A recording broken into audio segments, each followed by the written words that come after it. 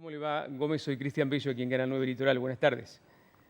¿Qué tal, Cristian? ¿Cómo te va y cómo le va a la audiencia? Muy bien. Bien, muy bien. Bueno, ¿cómo está este conflicto? ¿En qué instancia se encuentra? Bueno, nosotros en este momento nosotros estamos aguardando, digamos, algún pronunciamiento de la Federación Médica, lo que ha sido nuestra última comunicación con ellos, que fue tratar de dialogar sobre la situación, siempre teniendo en cuenta cuál es la realidad de la obra social y la realidad sobre estos esfuerzos que se han hecho durante todo este año, en donde, a pesar de no haber ingresado a la obra social, incrementos dinerarios por aportes en aumento de sueldo, ya que lo que hubo es adelanto de paritarias y esto fue sin ningún tipo de ingreso hacia la obra social, pero a pesar de eso, durante todo este año ya se le había otorgado al grupo de la Federación Médica, a los médicos, un 20% de aumento, al igual que al resto de los prestadores. Ujú. El incremento que ellos estaban solicitando, que representaba más o menos un 15% más, para llegar a un 35%, esto no puede ser solventado por la obra social y esta fue nuestra comunicación a ello. Y bueno, es decir, estamos en ese contexto en donde evidentemente nosotros estamos en un muy delicado equilibrio con el resto de los prestadores y no queremos abrir una puerta que va a significar el reclamo inmediato del resto de los prestadores para que también se le aumente los honorarios a ellos, es decir, para Mm. que no haya un solo sector dentro de la obra social que sí reciba un 35% de aumento y el resto esté con el 20%. Claro. ¿Hay atrasos de parte de la obra social hacia los médicos en los pagos? No, nosotros, es decir, si uno va tomando cuál es la realidad económica del país y de la Argentina y especialmente la que yo te digo de la obra social, en donde nosotros recibimos por aporte de ingresos en la masa más grande, que es la masa de los empleados públicos y jubilados provinciales, recibimos el mismo dinero que en enero. En este contexto, nosotros, ellos presentan, por ejemplo, en septiembre, se liquida, lo presentan en octubre y se paga en noviembre. Mm. Por supuesto que nosotros seguimos trabajando permanentemente para mejorar en todo lo posible los plazos, para que el dinero llegue a la mano de los profesionales de la manera más rápida y estamos trabajando en eso y creemos que en ese sentido lo vamos a poder seguir achicando lo más posible.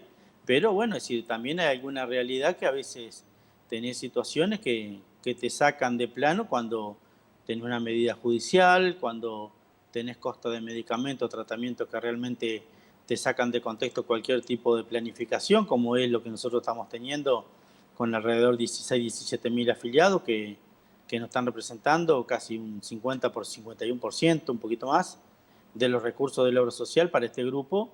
Y bueno, esas realidades son las que suceden y que a veces, digamos, lo que vos tenés planificado te lo mueven un poco, pero aún en ese contexto nosotros estamos pagando ordenadamente dentro de toda la medida posible, pero es una obra social, como nosotros decimos, que hasta los principios, los primeros meses de este año no teníamos mayor inconveniente. La pandemia sacudió toda la economía de la provincia, y esto es lo que se le ha explicado a todos los prestadores, es decir, el esfuerzo que están haciendo y la pérdida del poder adquisitivo que tienen los salarios es lo que a nosotros también nos ha llevado hasta hace muy poco tiempo a plantear para que todos los actores del sistema de salud empiecen a replantearse de que si este va a ser el futuro o este va a ser las nuevas variables, evidentemente el salario de los trabajadores no va a ser el único sector que va a poder financiar las prestaciones porque los precios del sistema de salud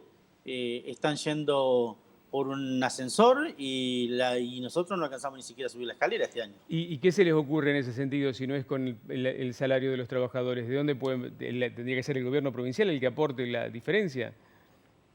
Yo digo que, a ver, a través de los recursos o asignación de otros tipos de ingresos que podría tener, que sé yo, en su momento era la 4035, que ha tenido dejado de tener algún tipo de utilidad por el hecho de que la mayoría de los que reciben beneficio ahí ahora están recibiendo el OH, podría Ujú. ser el IAFAS, es decir, podrían ser cualquier otro que no solamente que sirva para ir a las rentas del IOSPER, sino que esté especificado como para aquellos costos de tratamientos de alto costo, aquellos que se denominan catástrofe por su por su impacto económico o para el sector de discapacidad, así como las obras sociales nacionales, las sindicales tienen el Fondo de Recupero Nacional. Claro. Tener algo similar nuestro, que lo maneje el ministerio y al cual nosotros podamos ir presentándole la documentación de lo que se vaya gastando y se vaya rindiendo ahí y que tengamos al menos un poco de recupero de eso que podamos reasignar en otras partes porque tenemos no solamente el tema de los aranceles, sino tenemos también cuestiones pendientes que nosotros hemos comprometido que íbamos a mejorar y no lo pudimos hacer porque este año ha sido catastrófico, sin dejar de pensar de que ha sido catastrófico para la obra social desde la asunción del gobierno anterior nacional, en donde recordemos que en diciembre a enero pegó el salto del dólar, que nos llevó un impacto muy importante para todos aquellos que estamos financiando o administrando la financiación de salud y compramos medicamentos que se bajan en dólares y sin contar, digamos, lo que ha pasado también el año pasado. Es decir, nos ha dejado a todos, digamos, con una crisis importante para poder manejarla, pero bueno, es decir, también no deja de ser real que es el lugar a donde nos encontró la situación y a donde tenemos que hacerle frente con los recursos y la situación que estamos, pero también planteando estas salidas. Claro, se nota, y esto es en todas las obras sociales, me da la impresión, una situación extraordinaria, esta, la de la pandemia, que además se encuentra obras sociales como la del IOSPER y algunas otras obras sociales sindicales también, medio endebles, a partir de varias situaciones como la que usted relataba, que vienen de hace varios años. Ahora, ¿cuántos afiliados tenía IOSPER, por ejemplo? A ver, yo solo comentario. Lo endeble es cuando vos tenés ingresos como los nuestros, que están directamente atados al salario, Sí. y sabemos que el salario está sufriendo en la Argentina hace muchísimos años una situación peculiar. Sí. Y más aún este año. Vos fijate que, por decirte, nosotros este año, desde todo el sector público provincial, como te decía, no hubo un aumento que viniera por el lado de los aportes porque no hubo incremento bonificado remunerativo sobre ese lado.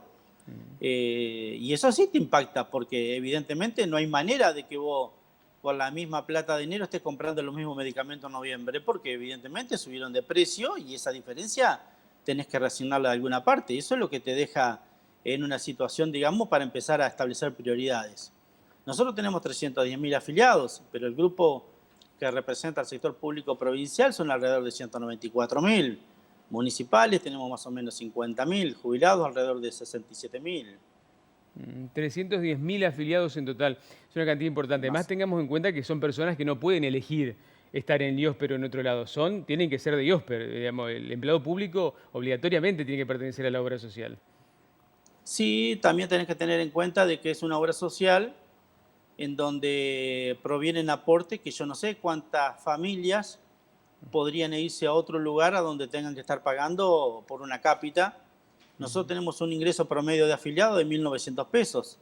Preguntá en cualquier parte con 1.900 pesos qué plan tenés. No hay plan. No obra social, excepto que sea una sindical que es porcentual al sueldo, ¿no? Pero si no, es muy difícil. Pero esa sindical también tiene un fondo de recupero de toda aquella medicación de alto costo, oncología, discapacidad, prótesis. Entonces ahí es un poco, digamos, tenés como un colchón por las dudas, una red de contención. Bueno, nosotros queremos establecer eso teniendo en cuenta de que el IOSPER es la obra social con el porcentaje sobre los salarios más bajo de todo el país. ¿Cuál es el porcentaje? Y nosotros tenemos el 7%. Es decir, si nosotros tomamos que tenemos el 3% del aporte del afiliado y el 4,5% patronal, pero a su vez también patronal tenemos el 2% de los jubilados, más o menos andamos alrededor de un 7%. Claro. Sobre ese cálculo es donde te da 1.900 y pico, digamos, el ingreso promedio, con un PMO, que es el programa médico obligatorio que tiene la obra social y que está evaluado en casi 2.790 pesos. Claro. 2.790 pesos contra los 1.900 nuestros. Promedio. Es una diferencia importante. Le quiero preguntar, creo que se entendió el conflicto a grandes rasgos, se entiende la razón de la situación. Pero ahora le quiero preguntar puntualmente un par de temas. Recién veíamos imágenes ahí de una manifestación de los cuidadores domiciliarios, de los asistentes terapéuticos, que están reclamando en algunos casos hasta de manera judicial el pago de honorarios que se han demorado meses y meses. Y hay gente que tiene relación con el IOSPER desde hace años y que no logra cobrar, que tiene demoras enormes. ¿Qué es lo que se puede decir al respecto? A ver, nosotros no tenemos demoras enormes. Puede haber algunos casos puntuales que también tienen que ver con el tema de muchos afiliados que han estado reclamando el trabajo a partir, digamos, todo este año, cuando todos sabemos que a partir de marzo, fines de marzo, hubo una interrupción del tema por la normativa nacional y tenemos un grupo de afiliados que está manifestando también de que ha trabajado en marzo, abril y mayo. Por decirlo, hasta creo que en julio salió la nueva reglamentación que empezó a abrir un poco el tema del traslado y la circulación de las personas. Y bueno, es decir, estamos en una situación en donde se le han exigido a muchos cuidadores la presentación de esa documentación especial para justificar en ese momento cómo y con qué autorización circulaban, con qué autorización, para que nosotros no digamos que estuvimos pagando a la gente que se ha quedado en la casa y no ha concurrido por una cuestión de que no podía transitar.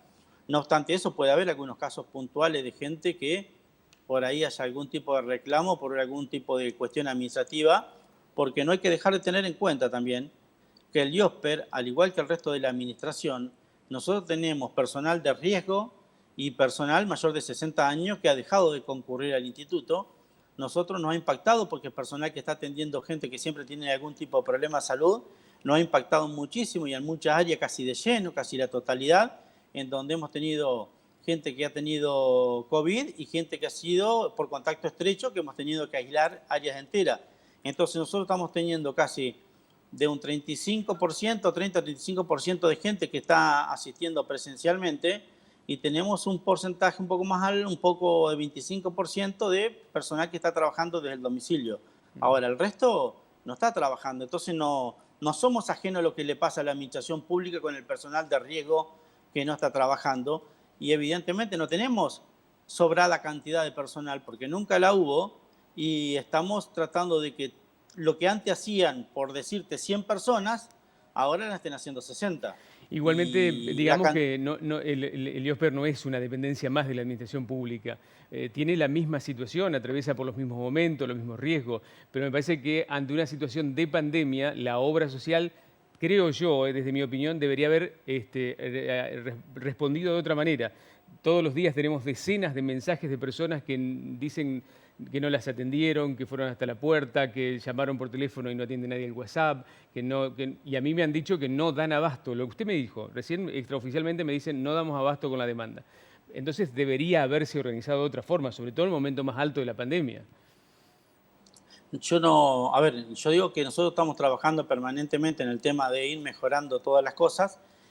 Somos conscientes de las cuestiones que hay que ir arreglando dentro del posible. Somos conscientes de toda la situación que se ha generado a raíz de la pandemia, del tema de la atención, del tema de los turnos, pero al igual que el resto de las personas y de todos los sectores, nosotros fuimos sobre la marcha tratando de arreglar algunas cuestiones porque no estábamos preparados para esto. Evidentemente nosotros si decimos de que en una oficina donde antes podíamos meter adentro, digamos, a esperar turnos 50 personas y ahora solamente pueden entrar 10 y el resto tiene que estar afuera, deja un problema serio. Nos ha generado problemas serios cuando estuvo lloviendo. Es decir, ha generado problemas serios. Nosotros hemos facilitado para poder ahorrar un poco el tema de la cantidad de gente. Hemos puesto los sistemas para sacar las órdenes online, para tener autorizaciones de estudio, sistema online. Pero aún eso, a pesar, digamos, de que tenemos un sector de gente que en su trabajo normalmente está manejando computadora, está conectada, hoy por hoy el grupo que está sacando órdenes por sistema es un porcentaje muy bajo. Son también cuestiones sobre las cuales nosotros estábamos trabajando para seguir difundiendo, pero evidentemente sí, nosotros no estamos desconociendo este tipo de situaciones y la cuestión de que muchos reclamos que nosotros estamos teniendo es en función, administrativamente, el mayor porcentaje de demoras porque la gente va a sacar consultas. Y eso retrasa un poco a aquellos que van a hacer algún reclamo puntual por el tema de medicamentos o autorizaciones. Adrián Gómez, muchísimas gracias por su gentileza, muy amable. No, muchísimas gracias a ustedes. Hasta luego.